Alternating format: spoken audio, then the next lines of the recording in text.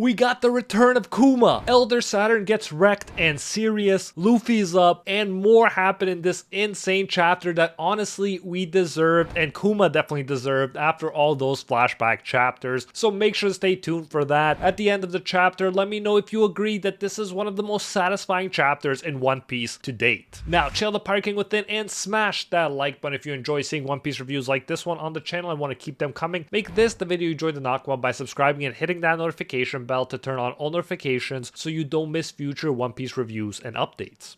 And now, without further ado, let's jump into it, spoilers and all. So, as we're about to see, this chapter has the very fitting title of, and I quote, "Thank you, Daddy," end quote. And oh boy, it is every bit as emotional as it sounds after all this buildup. You'll know exactly what I mean soon. So we're told that the chapter starts where last one ended, and if you somehow missed it or don't remember because it's been a while since I did the last one, we had one of the craziest cliffhangers last time. Bonnie was about to give up, apologizing to the memory of Kuma that she couldn't survive after everything he did for her. But then, arriving with more hype than Goku on Namek, Kuma saves her last minute and takes the hit. Not only that, he grabs one of Elder Saturn's giant spidey legs and prepares an epic punch. Kid Bonnie is crying, Saturn is worried, and that chapter cuts before the punch connects. Here we're told we start with Saturn being shocked when he sees that Kuma is still moving. After all, we know that this shouldn't be possible, but I guess that's just the power of love. Although we do get another interesting explanation later, as we'll see. At this point, it's revealed that Saturn already pressed the self-destruct switch a few days after the Revolutionary Army took Kuma's body from Marijoa. So he understandably can't understand what's happening. This is definitely an intriguing mystery. Take your guesses now in the comments. How do you think this is possible?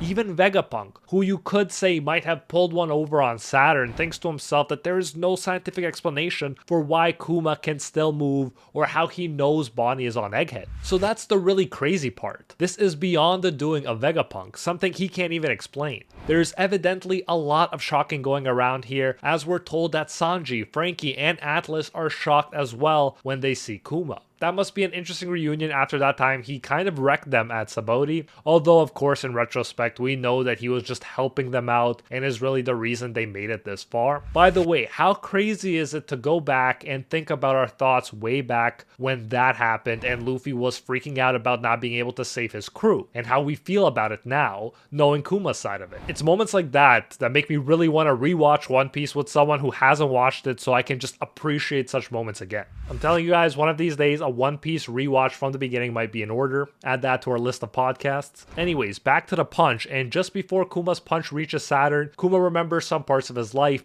We get nothing new, we're told, but still, this is huge. It confirms that yes, this is the real Kuma acting, not something else. And it makes everything that's about to happen so much more satisfying. Even the spoilers here can't help but call this 2-page spread we get super epic. Of course, it's the one where Kuma punches Saturn. You gotta think about Luffy punching the Celestial Dragon when you see this. After all, that moment was profound for Kuma as well. But it's taken up a notch here, and I didn't even know that would be possible, but it is because of how much Kuma and Bonnie suffered because of Saturn, and because Kuma is technically a slave, and Saturn is not just any Celestial Dragon, but one of the very evil and not just stupid evil Gorosei. Besides Imu, who is a secret, this man might as well be the highest ranking in the world. He sits atop the celestial system, and yet Slave Kuma just wrecked him, paying him back as much as possible for everything he did to his daughter in that one emotional and climactic punch. This is one of the best chapters in One Piece just because of that punch, and if you agree, punch that like button like it's Saturn's despicable spider face. Back to the spoilers, and Kuma's punch crushes Saturn's face, but Saturn is still conscious and looks angry at Kuma. Nevertheless, Saturn is sent flying across the island. He hits some buildings and they fall on him, flattening him. Imagine how this all looks for the characters present, especially for the Marines. And Oda is thinking about that too, and shows us how all the Marines are shocked to see that a slave, as mentioned, just punched a member of the Gorosei. And it doesn't hurt that the punch is such an epic one either. Way better than the time Bonnie stabbed him a bit. The big way that punch changes the situation on the battlefield is that for whatever reason, people can move again. Vegapunk, Sanji, Franky, and Atlas realize they can move. And Sanji, of course, makes sure to first ask, "Are you okay, Bonnie-chan?" Vegapunk asks everyone to bring Bonnie back to the Labo phase so they can escape. Clearly here the focus is still being placed on escaping, not winning, suggesting that might be what's coming. Perhaps Saturn will live to fight another day, but I sure hope not. I mean, we got 5 Gorosei, why not take one out now? Vegapunk also gives us the important information that Kuma's self-destruct switch doesn't literally destroy Kuma's body since Vegapunk knows it can be weaponized. Vegapunk did follow Saturn's orders though by creating a mechanism that will switch off all of Kuma's function. So even him, in all his wisdom and knowledge, says Kuma shouldn't be able to move or take any order after the self-destruct switch is pressed. Then he finally hints at another possibility, saying, could it be that the Buccaneer race's special ability is not superhuman strength, ... in the past they have ... end quote. And that's as far as he goes, but the implication could be that it's something different about the Buccaneer race that's making what should not be possible with a normal human possible here with Kuma. Then thankfully we get the moment where Bonnie thanks Kuma for everything she saw in Kuma's memory. Thank God she got this opportunity because I know she wanted and needed it desperately. Then Kuma just hugs Bonnie. Such a heartwarming and important moment, and then he stops moving. So glad Oda gave us these moments. They were so important for Bonnie's closure and for our closure as well. Obviously, the ideal would be for Kuma to come back for good, but I'm just saying if he doesn't, then I'm super glad Oda gave this epic send-off. However, we know Oda wouldn't let Kuma end things instead of Luffy, especially with an opponent as hyped up as Saturn. So then our attention turns to Luffy after Kuma stops moving, and it turns out Luffy is not there anymore. The Marines can't find Luffy anywhere. He seems to have disappeared. In other words, Luffy is up from where he was, and at this point, he could make his return any second. He was already fine enough to eat up last chapter. Whether it was really Kizaru that fed him, we'll get into soon enough, because Kizaru also comes back into play. We're given a side note in the spoilers too that we don't get anything new from Zoro, Lucci, and other Straw Hats except Sanji and Frankie, and same goes for the other Vegapunks except Vegapunk and Atlas. But I'm fine with the focus being concentrated here since this is easily the most hype area to be right now.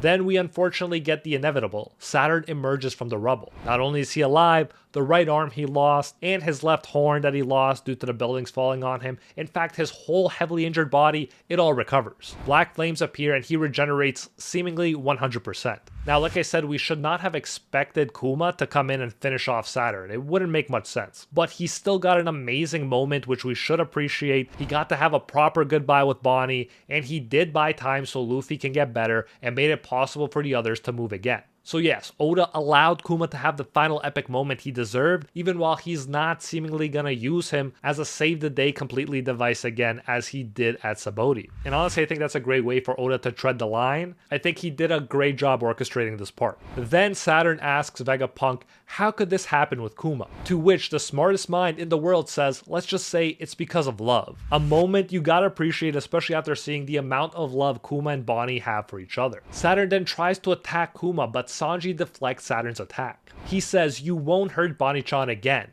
Now, if you'll remember, Sanji, after unlocking his new insane Vinsmoke powers, hasn't really been challenged to the max yet. He wrecked and flexed on Queen and his 1.32 billion berry bounty. So this will probably be the first time we really see him push to his new limit. Still don't expect to see Sanji taking down an Elder, but at least I can see him buying some time before Luffy gets there. Vegapunk then orders Atlas to carry up Kuma to the Labo phase. Perhaps it's to respect his body, or perhaps he actually has a way to save him. We'll have to wait and see what happens. Meanwhile, Frankie isn't taking it easy either. He uses Radical Beam to attack Saturn. He says we owe Kuma a big favor, and yeah, by my count now it's multiple favors. His attack pierces Saturn's body, but it seems like there's no use at this point, as Saturn recovers easily from his attack. Since he appears to be able to regenerate flesh, this could really be a problem, especially if Ryo Haki attacks can also just be regenerated from. But I'm hoping Luffy's Advanced Conqueror's Haki will be a different story. After all, Kaido said Haki transcends all, including OP Devil Fruit powers. Suddenly though, Kizaru appears and kicks Frankie away. Vegapunk tells Kizaru off. So if that theory about Kizaru feeding Luffy was right, and I'm still not saying it wasn't, Kizaru still isn't ready to fully make his switch for whatever reason. Let's hope he's just waiting for the right time rather than actually being indecisive. Vegapunk even says what I've been emphasizing this whole arc, and I quote, your heart can't withstand doing this much longer. What a sad man you are, Kizaru, end quote. It seems like Vegapunk also knows Kizaru is a good guy at heart, and he seems to be drawing attention, like I've been doing, to the disconnect in his actions. Like I've been saying, this internal struggle has to come to a head, and I hope it will lead to Kizaru choosing to help the good guys and his friends versus the evil spider elder demon. If Blackbeard can have Kuzan, then I think Luffy can have Kizaru. It would go perfectly with the parallels between Luffy and Blackbeard since the beginning, and if you think about it, what admiral would work better for the Sun God than the Admiral of Light? Think about it, it just writes itself at that point. Kizaru clearly recognizes the truth in Vegapunk's words. He has a sad expression and it seems he's about to tear up. He says, I should have brought darker sunglasses. Presumably what he meant by this is that darker sunglasses would hide his tears, or at least his sad expression. In the last page of the chapter, Saturn orders the Buster Call to start on Egghead Island. We can see all Marine ships preparing to start the attack, so we are fast approaching the end of this incident, and I'm hoping that we get Kizaru join the Straw Hats and not just him staying behind to hold off Saturn or something. Either way, exciting stuff, and I must say, an epic chapter. There will be a chapter next week too, no break, so make sure you're subscribed so you know the second that drops. Like if you enjoyed, and if you did, you don't want to miss my recent video on every reaction to Luffy's Gear 5 so far. Link on screen right now, and I'll see you in the next one.